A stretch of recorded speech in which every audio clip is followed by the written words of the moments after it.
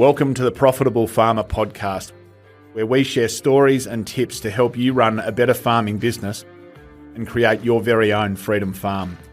If you're looking to work smarter and not harder in your farm business, welcome. You're in the right place.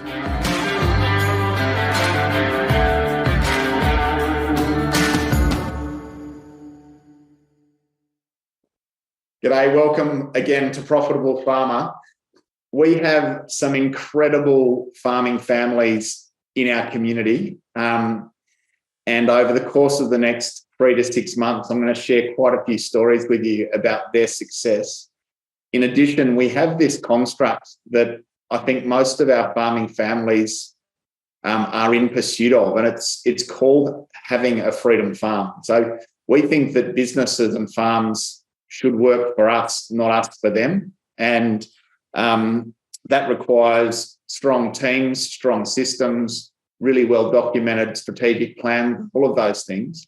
But I love the fact that of the 150 Platinum Mastermind members and our 100 plus alumni members in our community, that they are all defining their definition of what Freedom Farm means to them and in pursuit of that with our support.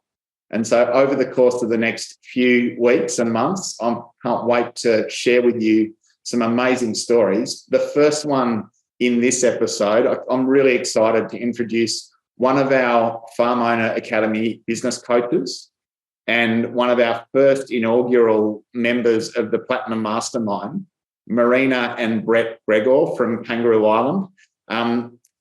Marina, wonderful having you join Profitable Farmer. It's great having you part of the FOA team. But what's really incredible about this story is that I'm speaking with Marina and she's sitting in Alberta, Canada, on a 4-month family holiday while their farm continues to operate with their leadership from a distance, but incredibly well without them. Marina, this has been a lifelong dream of yours, I think, and certainly one of your goals when you started with farm owners.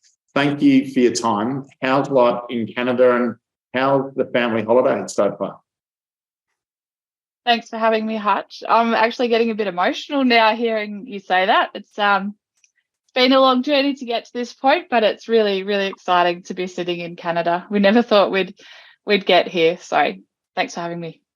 Oh, it's awesome having you, Marina. So you've been over there 2 weeks and I think you've just got back from the Rockies. Would you mind just kicking off just by describing what your next 4 months or the 4-month holiday looks like? I think you're renting a cottage on a farm near a friend, helping them a little bit in farming, but the base that you have there allows you to really explore this. Would you mind just what does your holiday look like for you and your family?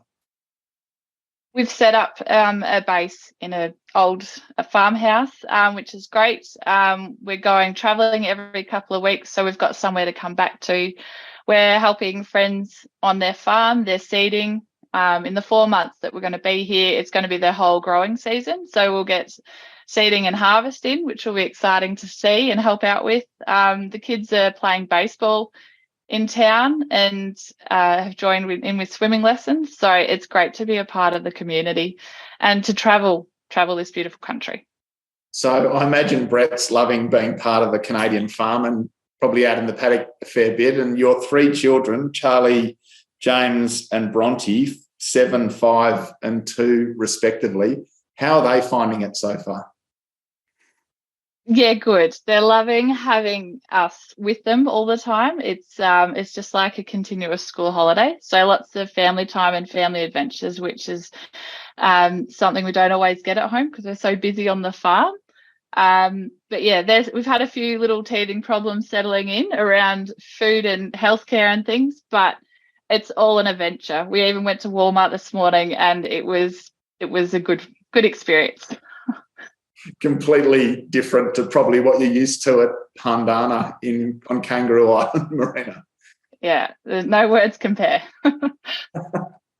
And how were the Rockies, just quickly? I think you're just back from the Rockies. Oh, they were beautiful. We saw snow. It was raining. The sun was out at times. Lots of hiking, and we're still chasing that elusive bear, but we've got plenty of hikes to come. Hopefully we'll find one. Oh, amazing, Marina. So how long has living in Canada been a goal for you and for Brett? 8 years. It's we joined farm owners 8 years ago, about 8 years ago, and it's been our BHAG since then. It was to live and work. Obviously, we're holidaying this time in Canada for between 3 and 12 months. So it's been a long time coming, hence the emotions. Yeah, it's quite incredible. When I first started business coaching 15 years ago, my first client, the first goal we set for them was that they have 12 months in Italy. And they went to work systemizing their business over a few years, and they got to do that. And it stays with them and their children and their family. It's just the most incredible sort of life adventure for them. I can only imagine that this is incredible for you guys. And, congratulations on getting to here. It is quite incredible. Thanks, Hutch. So, Marina, what does having a freedom farm, and, we touched on this just before we started the interview, that having a freedom farm, it's kind of never done. You're always going to be improving. But what does having a freedom farm mean to you? The way I interpret it is it's the freedom to farm. So it means I've got flexibility and opportunity, that we're not tied to our farm 24/7. For me, it really comes down to mindset and how we feel about it. So I think we're 70% of the way there, but always a work in progress. We might come back to this later, but how much work has gone into setting the structure, the systems, the team, the foundations in place so that you can step away from your farm? How much, on reflection, how much effort have you and Brett both put into getting to here? I think over the years we've been, I suppose, passively putting things in place without even knowing it, improving infrastructure, making it user-friendly for staff, buying new equipment, building systems and things. They really came at the last minute. We had a few in place, but when you didn't have a team, there wasn't really the motivation to build these systems for a future team. But as soon as we were committed we only committed in December and we left in April. So in that 4 or 5 months turnaround, that's when it all happened. And it really just came down to that commitment. Marina, I think succession happened for you and Brett back in 2015, and that kind of coincided when you started your journey with Farm Owners Academy. Would you mind describing the business now? And then we might come back to how the business looked then, but just to give everyone a sense of the team and the business that you have working for you on Kangaroo Island while you're in Canada. What does the business look like now? We run 3,000 acres, about 10 k's south of Pandana on Kangaroo Island. It's a third generation family farm. It stocked at about 17,000 DSE, and 2/3 are joined to Merino and 1/3 to a terminal. So that's what it looks like right now. The team that we've got working with us in our absence, we've got Alex, he's the operations manager, and Georgia is his operations assistant. They're doing an excellent job. Brilliant. And how do you describe your role and Brett's roles in the business? Brett would be the CEO. He's the leader, the visionary. And my area would be finance and admin and support, and being a stay-at-home mum as well. Yeah, perfect. Thank you. And a coach with FOA and making a massive impact on many of our members, which is awesome. What about back in 2015, when you took on the farm? Would you mind just sort of describing how it looked then, and in terms of how many systems and team and stocking rate and all of those same details? It'd just be great to give people a picture of then versus now.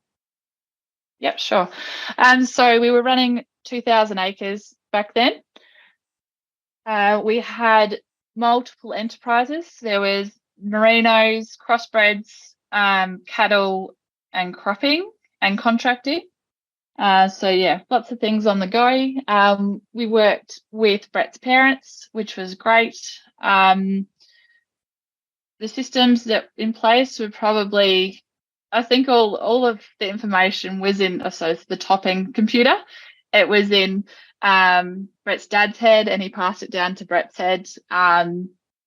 But yeah, well, they were really welcoming. I was able to contribute in the farm as well. So it was really good fun times. Then we went through succession, we got married, had a baby. So lots of change was afoot in those early years.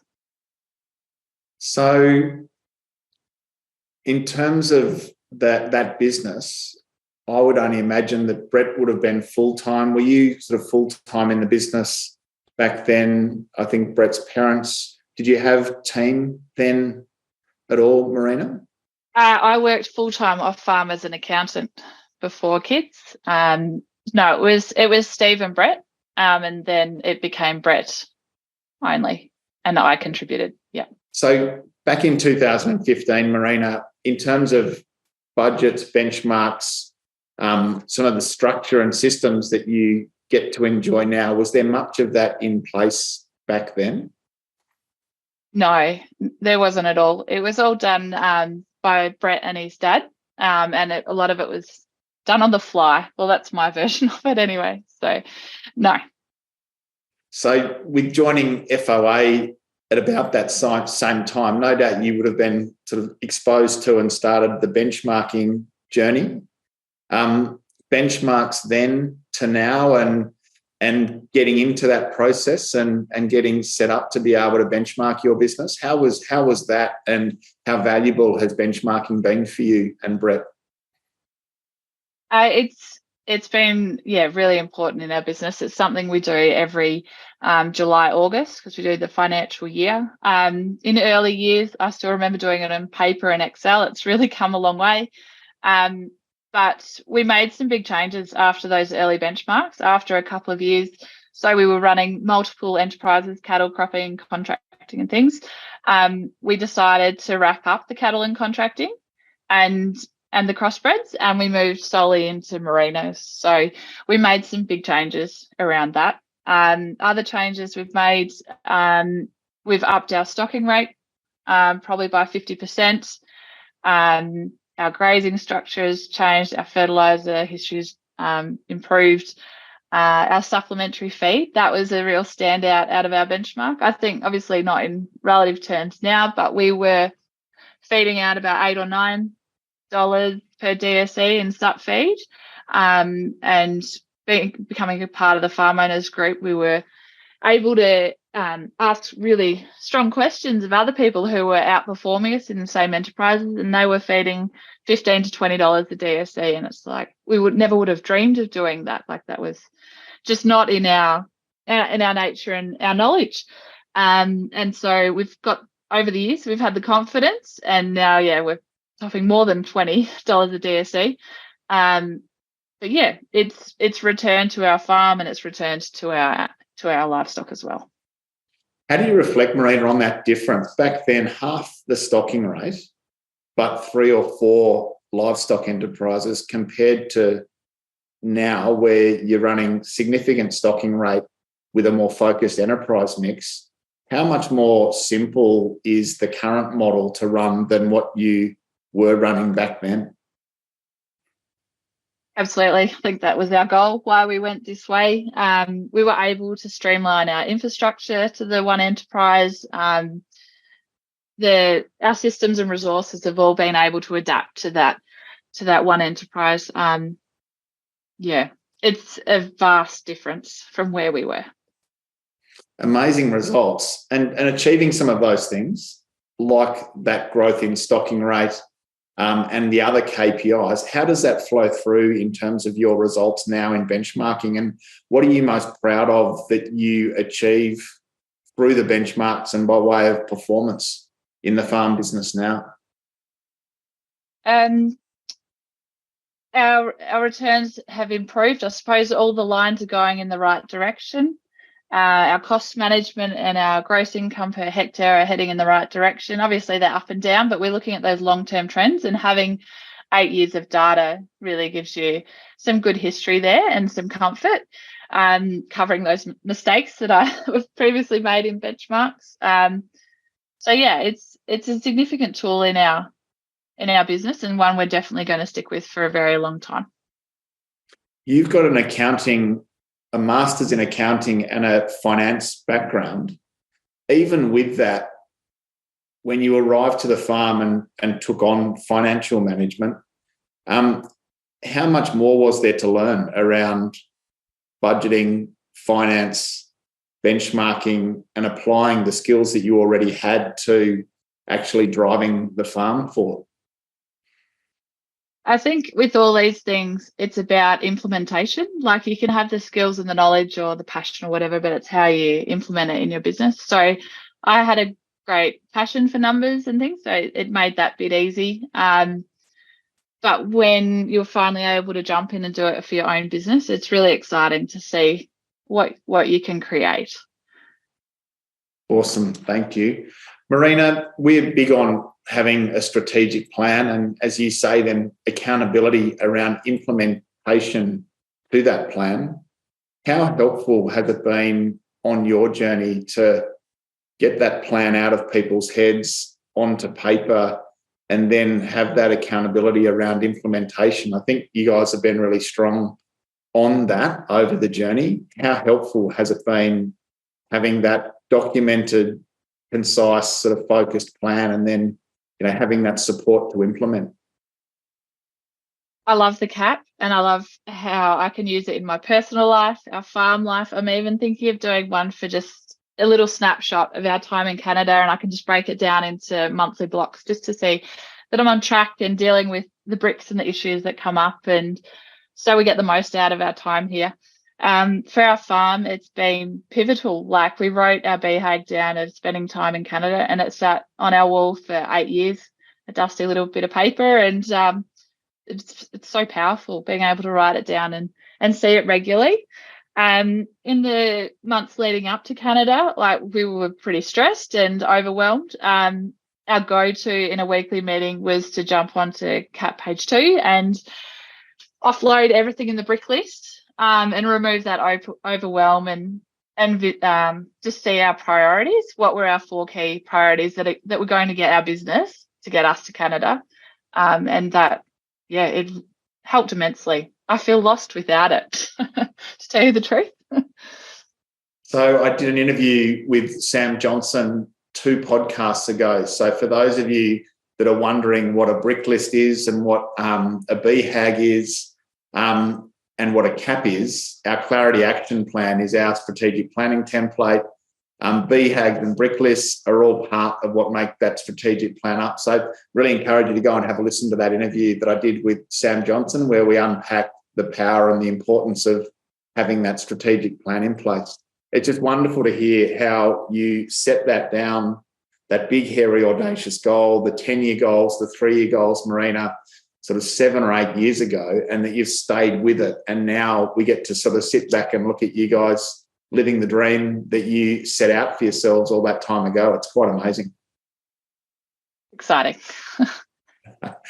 Hey, what other things have you implemented recently to get to Canada, and then over the longer journey, that have made a significant impact on you getting the structures, the systems, and building out team?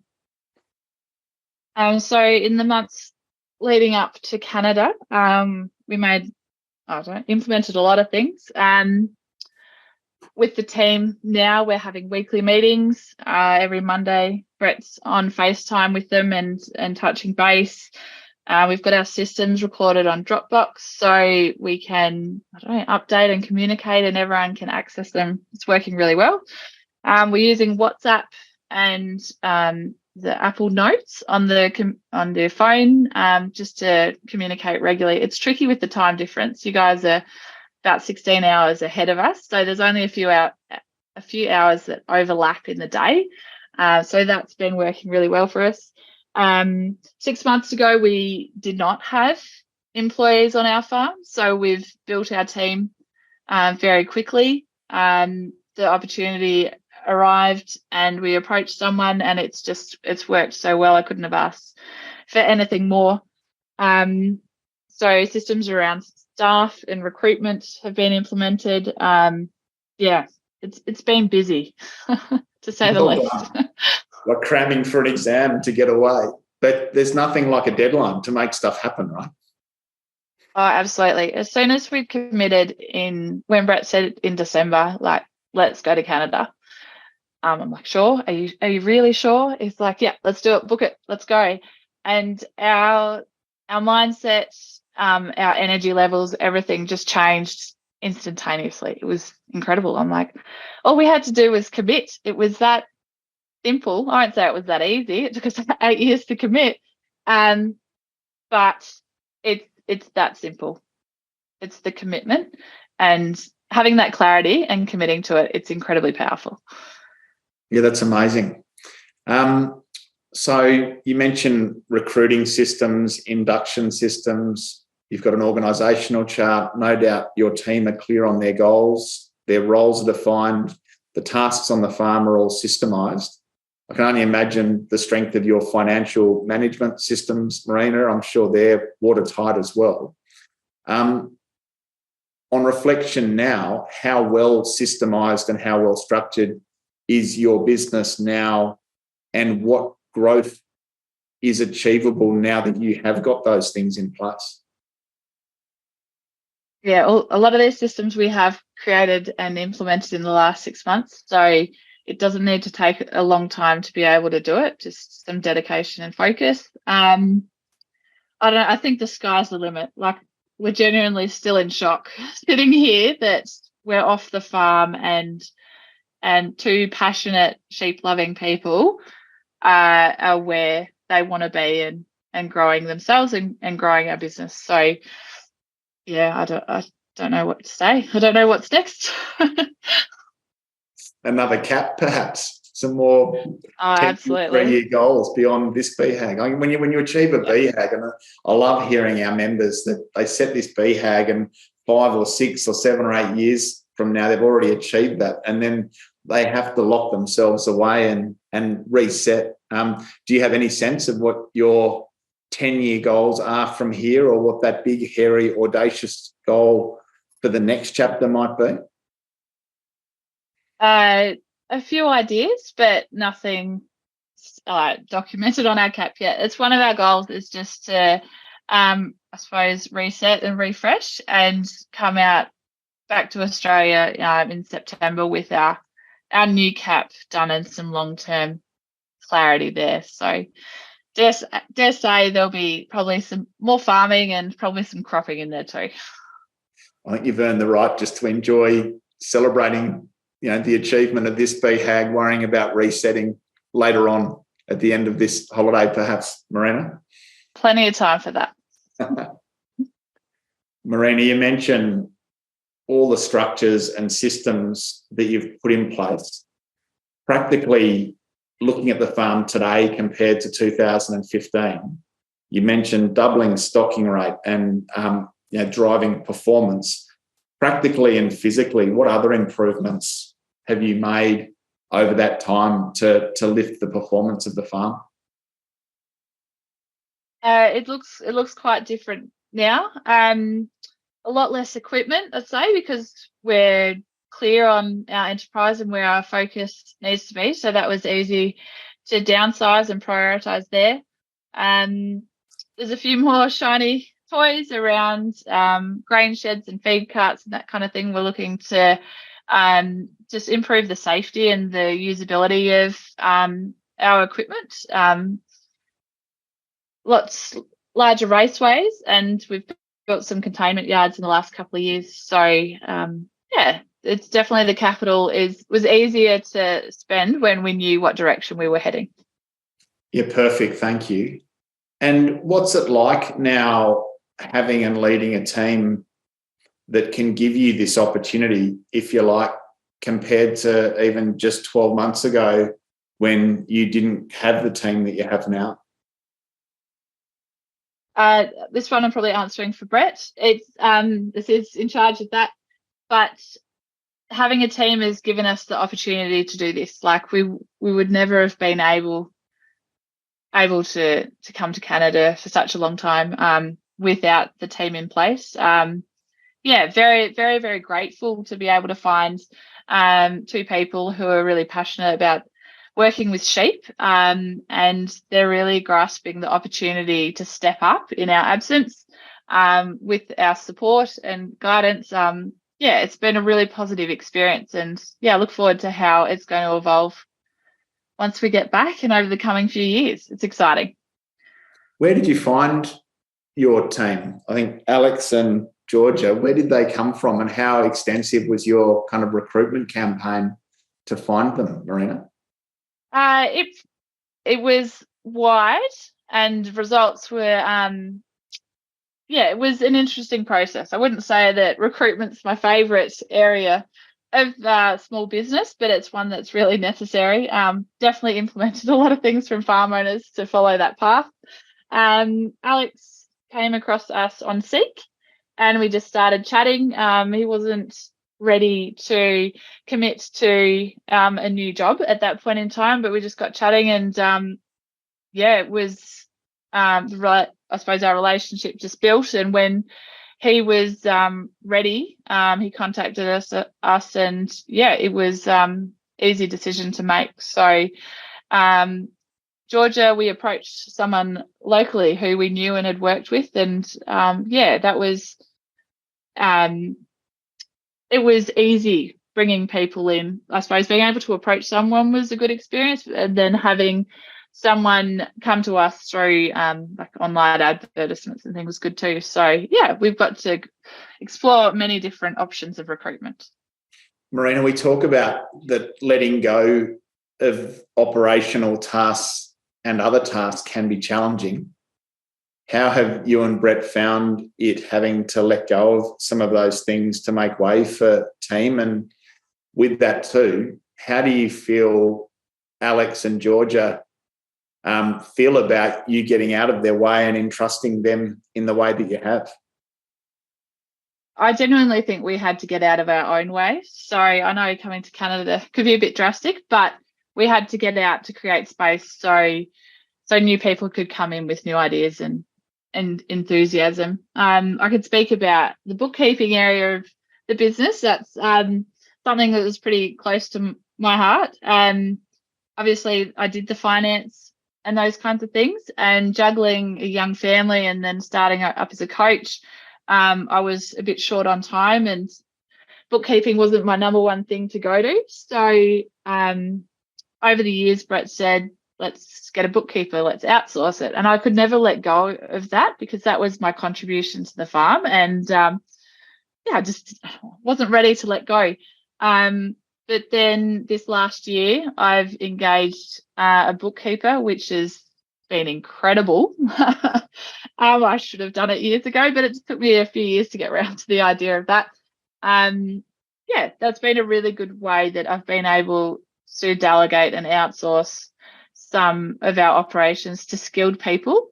The cost isn't significant, and the accountability is excellent. Like we've just expanded our team, and now, yeah, that was a really positive change. It's awesome. Thank you.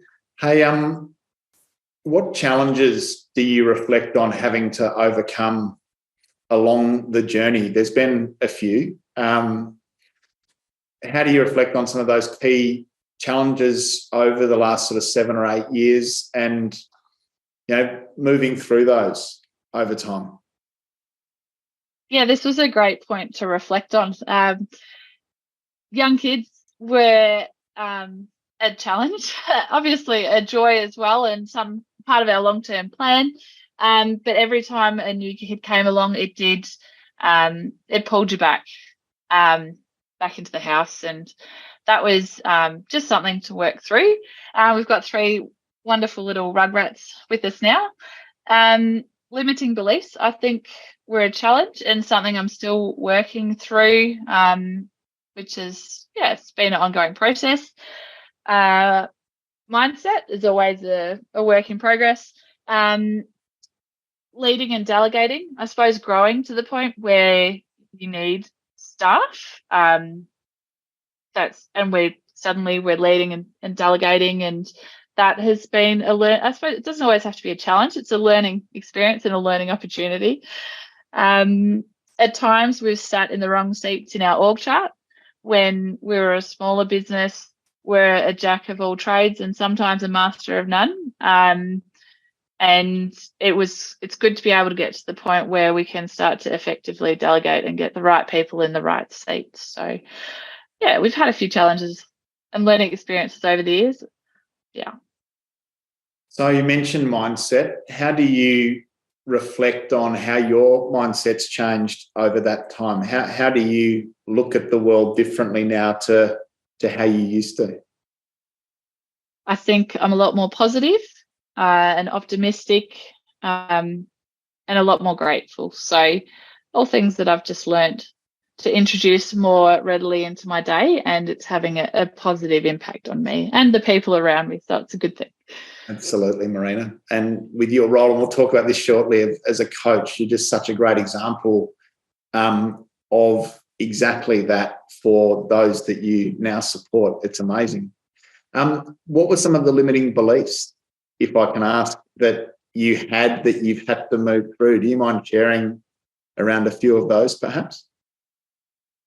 Yeah, and I think pretty strong ones around money mindset. That was a pretty eye-opening webinar that we watched on that. So things that, I don't know, around debt and growth and expansion and those kinds of things. I know that we've probably missed a few opportunities because I just wasn't ready to take the plunge on some bigger things. So maybe it's good to be cautious, but I don't know, in hindsight, they were missed opportunities. So yeah, it's so interesting. Without this learning around things like money mindset, we can have a scarcity mentality or a fear-based mentality towards money and debt and growth decisions. I think, becoming conscious of some of those constructs and then, looking at those same opportunities or those same realities with a different mindset can just see a totally different set of outcomes. Is that a fair comment? Yeah, absolutely. You mentioned being in the wrong seats and now having the ability to put people in the right seat in the org chart, bookkeeper being a great example, Alex and Georgia as well. How much more time and space in a normal week, even when you're home after Canada, will building out that org chart, putting people in their areas of strength and being willing to step away from those roles in the business, how much more time will that free up for you and for Brett? 80% of the week. Yeah, it's pretty amazing. Significant. Yeah. Well done. So with this change, we asked you to join our team as an example of what's possible, Marina, but just because of the person that you are, to become a business and accountability coach with us, now helping farming families sort of achieve on their journey toward a freedom farm. How's that been for you, becoming a coach and having that opportunity to give back and help others on their journey? It's been incredible. Like, if you can find a career that doesn't feel like work, like, it's a wonderful feeling. I've never had that before. So yeah, I was really very humbled and excited when you rang up and asked if I'd be interested. So just prior to that, we'd worked on our CAP, and I had worked on what my why was, and I always thought I wanted to be the boss or manage the farm or be the bank manager or something. But it was never the long-term goal, those things. So I worked out that my why was around contribution and serving people in ag, which sounds pretty simple, but that's the crux of what I love to do, is be involved in ag and help others. So when I got clear on that, and it would have been like a month after you rang up and asked, I'm like, holy moly, I got goosebumps about that. And it just fits. It just aligns with who I am and what I want to do long term. And yeah, really honoured to be able to be a part of so many family farms and their businesses and support them as they grow and achieve their own goals. So yeah, love the job. What have you enjoyed most, and how do you reflect on some of the successes that you're seeing those members now have? I love getting to know the people. Like, they're all just genuinely awesome people. I love supporting them in their highs and their lows. We've just become a big part of their lives, which is great to be able to do that, and be someone in their corner. And over the years, you see people are making great changes in their business and doing things for themselves and their long term, and gaining clarity, and it's endless. But that support of their progress. Everyone's running their own journey and their own race, but everyone's progressing really well, and it's great to see that. Thanks, Marina. And how is it being part of the FOA community? And we've got 150 farmers going through the Platinum Mastermind program and over 100 in alumni. It's an amazing community of like-minded, growth-oriented, committed farming families. What's it like being part of that and knowing that you can call on their support for your farm or in your new role at any time? That would be the number one best thing that I've got out of farm owners, is being part of that supportive farm owners community. It's incredible. Everyone's so genuine and honest and means well that it's a great thing to be a part of. So, thanks, Marina. So a couple of questions just to finish off. And I often ask these questions, but what would your advice be to a younger you if you got to have a conversation to someone or yourself 10 years ago? What advice would you have for that person? Be vulnerable. Open up quicker, and ask. Something I've learned in coaching is is asking good questions and getting someone else to do most of the talking, and I'm not doing the talking. So listen. Good. Awesome. And equally, if there are listeners out there that have their plans in their head and haven't committed to a BHAG or a set of goals or a really tight strategic plan, might not be making time to put structures and systems into their business, and even someone who might be thinking about building out a team and hesitating, what would your advice be to them, given that you've recently really committed to those things and now getting to enjoy the outcome? What would your advice be to them? There's a few different points in there. So I suppose we've all been there. So be kind to yourself. We're not perfect in any means, but you can change things for the better at a drop of a hat. So for us, it was around commitment. If you're struggling, reach out and ask for help. If you've got a coach or a mentor or someone who can support you, to say, I'm struggling with this, and then sometimes it's hard to see the forest for the trees. So get someone who could help you do that. And Awesome. Thanks, Marina. So, Marina, one last question. How does the future look now for your family, and what are some of the broad goals that you will now aspire to now that you've achieved your BHAG and you're enjoying this celebration? Our future looks bright. It's exciting, and we don't know what it looks like, but it's exciting. Goals and priorities going forward would be to get the most out of our adventure in Canada. We've got 4 months and lots of things we want to achieve.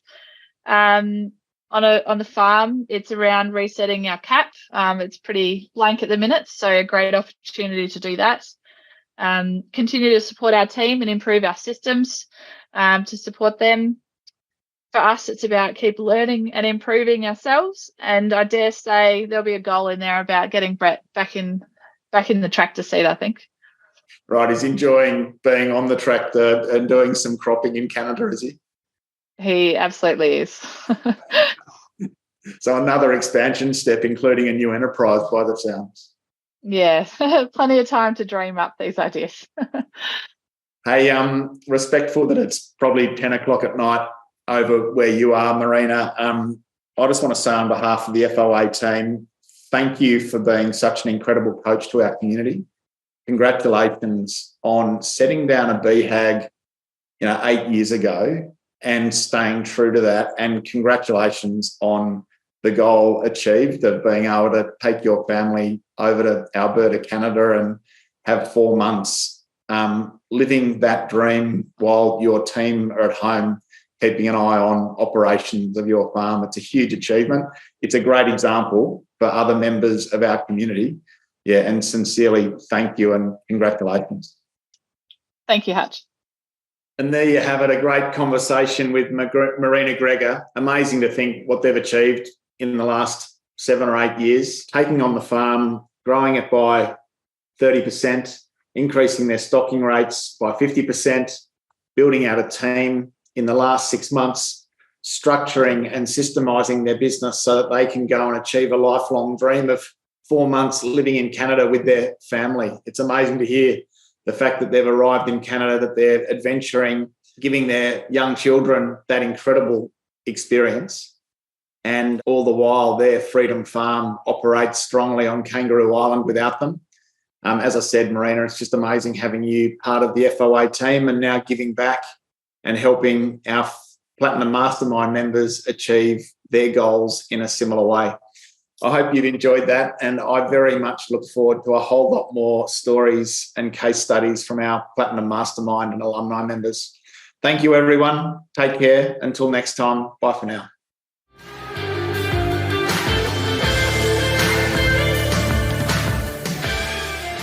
Thanks for listening to another episode of the Profitable Farmer podcast by Farm Owners Academy.